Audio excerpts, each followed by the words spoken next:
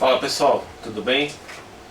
Bom, hoje eu vou falar um assunto importante, uma inovação legislativa que veio agora no final de 2016. É a medida provisória 759 de 2016, de 22 de dezembro de 2016. Tá? Saiu essa medida provisória há poucos dias e ela traz mudanças significativas na questão da organização fundiária, tanto rural quanto urbana. Tá? E essa lei traz, dentre várias medidas, o direito de laje, que é uma coisa que já caiu em prova, já caiu em exame oral. Não tinha uma previsão legal a respeito disso, era uma questão doutrinária, e agora ela foi incorporada na medida provisória e pode ser convertida em lei. A gente precisa tomar um cuidado em se tratando de concurso com medida provisória, porque ela simplesmente pode ter a vigência encerrada e não ser convertida em lei. Então às vezes a gente acaba gastando um tempo desnecessário para estudar para uma prova e no final essa medida provisória não foi convertida em lei e não aconteceu nada com ela. O exemplo que eu posso dar a respeito disso foi a medida provisória 700, que no final de 2015 criou alguns direitos reais também, entre eles a emissão provisória na posse do poder público, no caso de desapropriação, e simplesmente a vigência foi encerrada dessa medida provisória e não foi convertida em lei. E eu lembro que eu estava no exame oral, eu estudei bastante esse tema para saber a medida provisória 700. Ela era um pouco extensa. No final das contas não caiu essa medida provisória no meu exame. Também não vi nenhuma questão a respeito disso. Eu achava que seria, por exemplo, o examinador tirar da cartola o que é a direito real de emissão provisória na posse. Eu teria que saber o que é. Mas enfim, foi uma coisa que passou batido. Ninguém falou nada, não teve doutrina a respeito, não teve nada, passou batido. E a medida não foi convertida em lei. Então é um assunto que serve mais de referência histórica agora, né? Eu acho que é difícil alguém perguntar alguma coisa sobre essa medida provisória 700. E por isso a gente tem que tomar o mesmo cuidado com a medida provisória 759. Mas eu acho que ela trata uns assuntos importantes de regularização fundiária, e o direito de laje, diferente dos outros direitos reais lá da medida 700, da medida provisória 700, também tem uma doutrina por trás dela, né? Uma doutrina dos grandes autores do direito notarial registral. Tá? Você tem o professor Lamana Paiva, o Sérgio Jacomino, todos eles são estudiosos desses direitos reais e eles tratam muito bem do assunto de direito de laje. Tá? Então por isso eu acho que ele é um tema importante, principalmente se você está estudando para o concurso de cartório. Tá? Eu gosto de direitos reais, eu gosto de direito civil. Eu estudei para cartório durante bastante tempo, fiz 3 exames orais. Eu passei nesses 3, e por isso eu gosto muito de direitos reais, eu tenho uma fluência um pouco melhor, e aí eu consigo ter uma noção geral sobre os direitos reais, e aí por isso que eu vou passar. Eu nem preparei tanto material assim, porque eu gosto do assunto, e então eu vou tentar resumir o máximo do possível desse direito de laje. Tá? Então vamos lá. Antes de começar a ler a medida provisória 759, na parte que ela alterou o Código Civil e os direitos reais, vamos começar com o conceito doutrinário do direito de laje. Era o direito de superfície, o direito real de superfície, que você tem ali o dono da terra nua, cede a superfície para que alguém construa em cima desse imóvel. Tá? E aí o direito de laje seria o direito de superfície de segundo grau, ou seja, o superficiário cede a sua laje para que um outro construa sobre a superfície da superfície. Tá? Isso é o conceito básico de uma linha geral do conceito doutrinário antes da existência da medida provisória. E agora, o que que é? Agora a gente vai ver no artigo 1510-A do Código Civil. O direito real de laje consiste na possibilidade de coexistência de unidades imobiliárias autônomas de titularidades distintas situadas em uma mesma área, de maneira a permitir que o proprietário ceda a superfície de sua construção, a fim de que o terceiro edifique unidade distinta daquela originalmente construída sobre o solo. O que isso significa? Mais ou menos o conceito que eu acabei de falar, o conceito doutrinário. Você tem um imóvel, uma terra nua, você tem uma construção em cima dessa terra nua, uma seção industrial, né? A seção industrial do Código Civil de 16, uma construção, e sobre essa construção você vai ceder a superfície dessa construção. A superfície aqui foi utilizada não no termo do direito real de superfície, mas no sentido fático de superfície, né? Ou seja, da laje em si. E essa laje, essa superfície vai ser cedida a um terceiro para que ele construa em cima da construção, né? Qual é a pegada aqui? A pegada é o seguinte: são unidades imobiliárias autônomas. A de baixo e a de cima são autônomas entre si. Ou seja, uma não depende da outra, não tem uma relação de principal e acessório, como tinha no direito de superfície tradicional do Código de 2002 do direito romano. Não há o pagamento do solário, que tinha no direito de superfície, né? E você tem então duas unidades autônomas e independentes entre si, tá? Que estão unidas, claro, por uma única construção, mas elas são duas unidades separadas que juridicamente são distintas e autônomas, tá? Aí você vai perguntar, então qual é a diferença do direito de laje do condomínio edilício? Porque o condomínio edilício, o que tem? Tem o solo, tá? Aqui é onde vai ser feita a incorporação imobiliária, e aí a partir desse solo você constrói uma torre com, sei lá, 10 andares, com 40 apartamentos, com 15 andares, o que for. E aí o que acontece? Pela lei de incorporações imobiliárias, o incorporador tem que vincular cada unidade futura, que vai ser uma unidade autônoma, que vai ter uma matrícula própria, como no direito de laje, cada uma tem a sua matrícula. E aí no condomínio edilício, cada unidade autônoma está vinculada a uma fração ideal do solo onde está sendo feita a incorporação imobiliária. Ou seja, se você pegar uma matrícula de um apartamento, você vai ver assim, a unidade número tal do condomínio que corresponde a 0,32% das frações do solo e demais coisas comuns.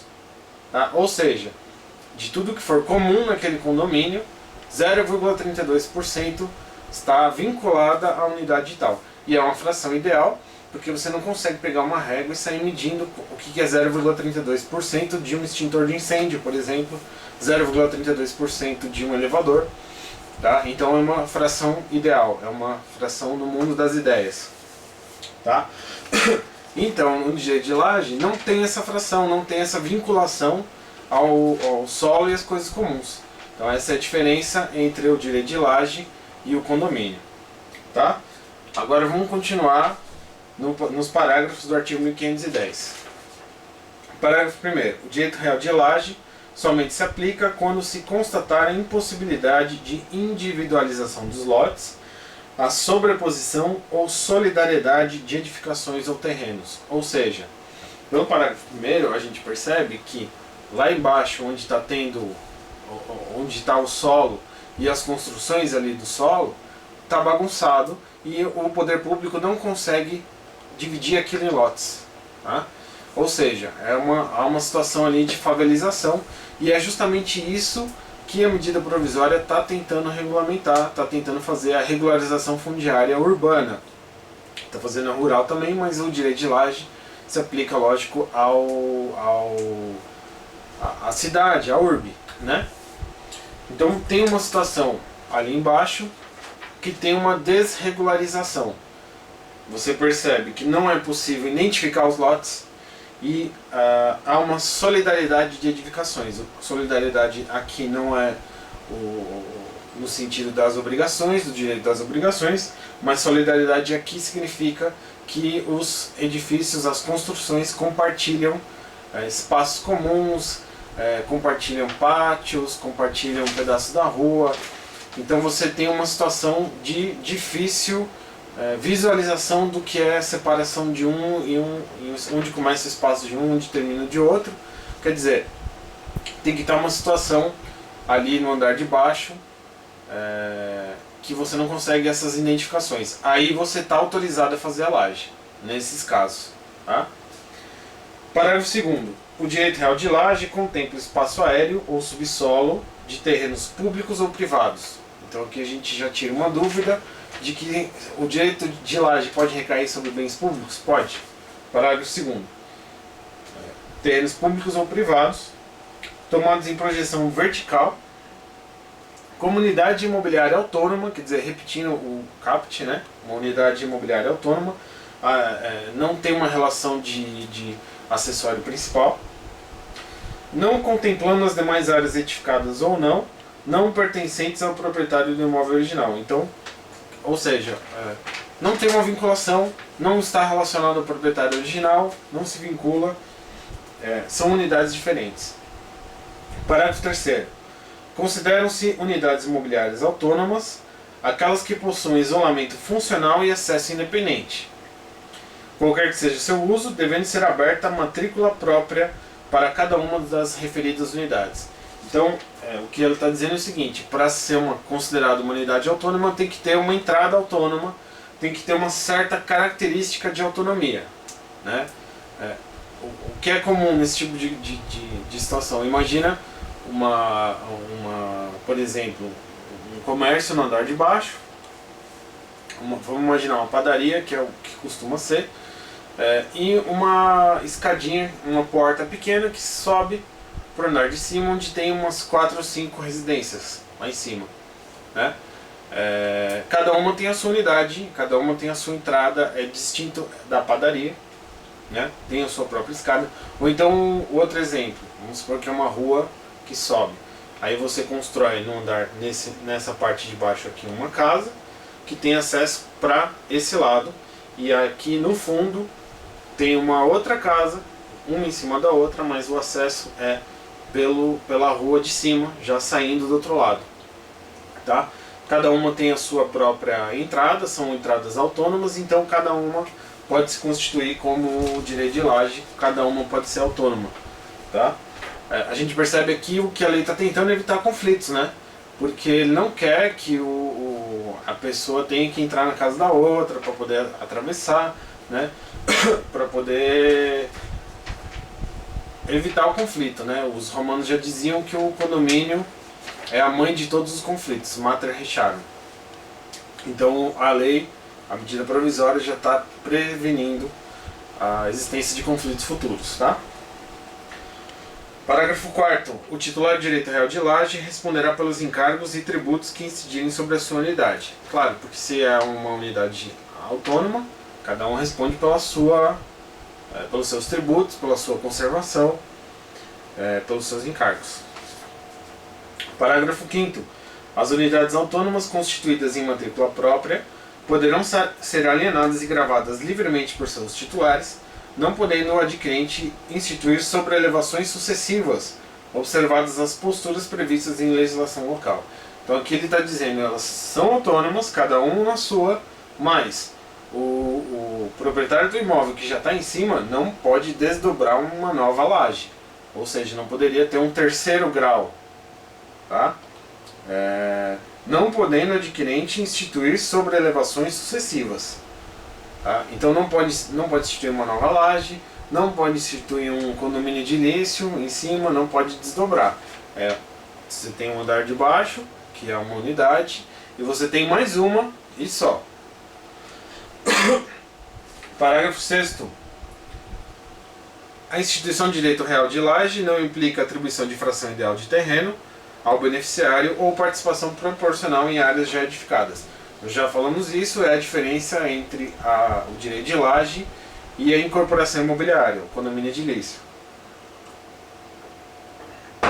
Parágrafo 7º.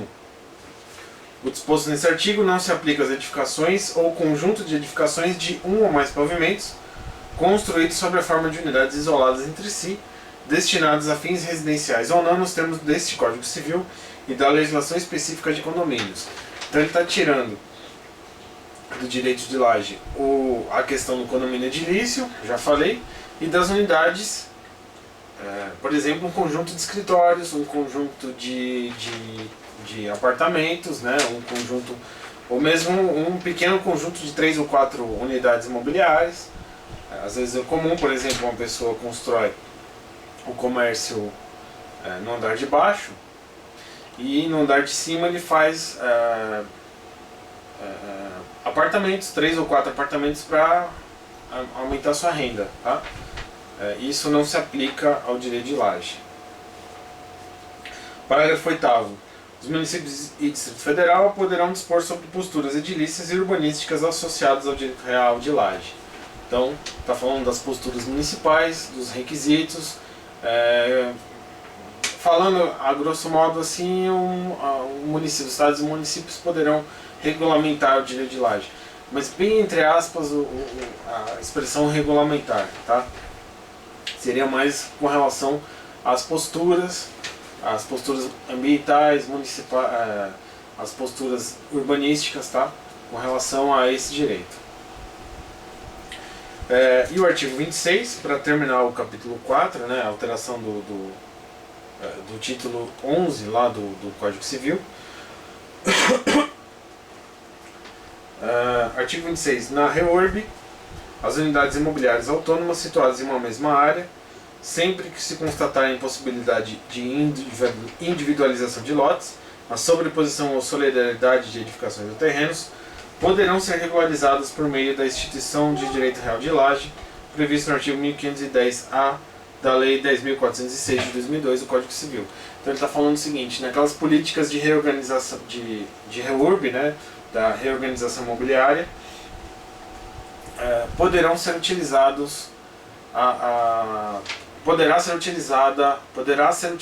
o direito real de laje. E aí ele te remete, né, para o Código Civil, o novo artigo que ele acabou de inserir no Código Civil, o artigo 1510-A. Tá? Algumas questõezinhas importantes para encerrar. Como fica a relação entre os dois proprietários? Né? Você tem um proprietário de baixo e você tem um proprietário de cima. Como que eles se relacionam entre si? Eu posso vender, eu posso demolir. Bom, são unidades autônomas. Sendo unidades autônomas que não têm relação entre si, não tem uma questão de acessoriedade, então elas podem ser vendidas livremente. Não é um condomínio e não depende de autorização. Essa é a impressão que eu tenho, mas vamos esperar a jurisprudência para ver qual vai ser a posição. Bom, isso vai demorar alguns anos até chegar no STJ, até chegar no STF, mas a minha impressão é de que não há necessidade de pedir autorização para vender, não tem direito de preferência, porque são unidades autônomas. Então eu posso vender livremente para quem eu quiser, porque eu sou dono do andar de baixo, e aí eu vendo para quem eu quiser. Posso consolidar a propriedade com o andar de cima? Posso vender para o proprietário do andar de cima? Aparentemente pode, e aí você pode consolidar a construção numa matrícula única. Eu acho que não tem nenhum problema com relação a isso. Outra questão importante. Se houve uma desapropriação, por exemplo, do andar de baixo, e o poder público precisa, por exemplo, demolir aquela área, esqueceram que tinha uma laje ali e não desapropriaram aquela laje. Bom, aqui é um conflito entre o proprietário, o adquirente do andar de baixo, que no caso é o poder público, e o proprietário do andar de cima. Como que se resolve esse conflito? Com direito de vizinhança. O artigo 1277 do Código Civil. O proprietário ou possuidor de um prédio tem o direito de fazer cessar as inferências prejudiciais à segurança, ao sossego e à saúde dos que o habitam, provocadas pela utilização da propriedade vizinha. Ou seja, se o proprietário do andar de baixo está colocando em risco a própria construção do andar de cima, o proprietário do andar de cima, ou o possuidor, tem o direito de fazer cessar essas interferências naquela propriedade. Então ele quer demolir o andar de baixo? Não pode, porque se você demolir o andar de baixo, a construção cai. E aí acaba extinguindo a propriedade do andar de cima, extinguindo a laje. Tá? Então, essas relações se regem pelo direito de vizinhança, que, lembrando, não é um direito real. O direito de vizinhança não é um direito real.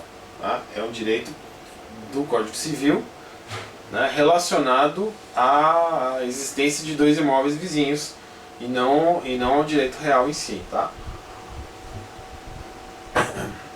Uma outra questão importante agora, para encerrar.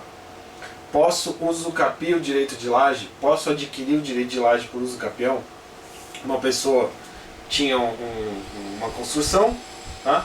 E no andar de cima ele tolerou que uma outra pessoa morasse, e essa pessoa está lá morando há 15, 20, 30 anos ali em cima sem oposição. Tá? E aí, pode adquirir por usucapião? Eu posso adquirir direitos reais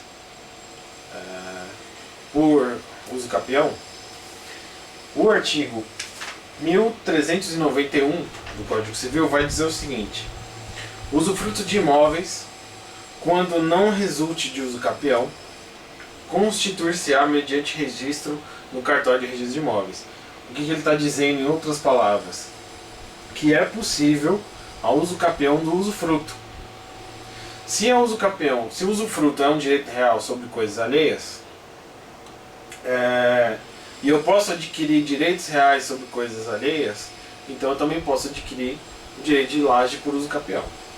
Tá? Essa é a minha impressão nesse primeiro momento, nessas primeiras impressões da medida provisória. Tá? Então seria possível adquirir, com o decurso do tempo, o direito de laje. Tá? Bom, como eu falei, são as primeiras impressões a respeito da medida provisória. Vamos aguardar a conversão em lei dessa medida provisória, que não trata só de direito de laje, tem inclusive um outro direito, uma outra forma de aquisição da propriedade dentro dessa medida provisória. Vou fazer mais um vídeo para falar sobre ela. Aqui estou concentrado no direito de laje, no direito real de laje que foi inserido. Tá? Então, é importante a gente esperar a conversão em lei dessa medida, e daqui a alguns anos qual vai ser o entendimento jurisprudencial dessa lei, tá? A respeito desses direitos. Tá? A gente vai ter alguma coisa, eu acho que vai ter alguma coisa caindo em concurso de cartório, em concurso de magistratura, de Ministério Público, acho difícil. Talvez alguma coisa em concurso de defensoria, tá? Porque defensoria tem aquela questão relacionada à habitação. Talvez no Ministério Público também, né? Porque tem o urbanismo. Na magistratura eu acho muito difícil cair alguma coisa agora. E eu acho que quem está estudando cartório tem que saber de trás para frente. Tá bom? Então assim, as primeiras impressões, que humildemente eu tenho a sensação de que é assim. Não tenho doutrina, não li muita coisa a respeito sobre isso. Faz 4 dias que a lei saiu. Então ainda não tem um grande doutrinador que soltou alguma coisa mais densa a respeito. São algumas coisas mais introdutórias, são aquelas primeiras impressões mesmo. Tá bom? Então pessoal, obrigado pela audiência. E vamos estudar no recesso, né? Vamos mandar bala aqui. Paraná está aí, Magistratura do Paraná, Distrito Federal, Minas Gerais, Ministério Público. Tá bom? Então, um abraço, fique com Deus, Feliz Natal para vocês e até mais.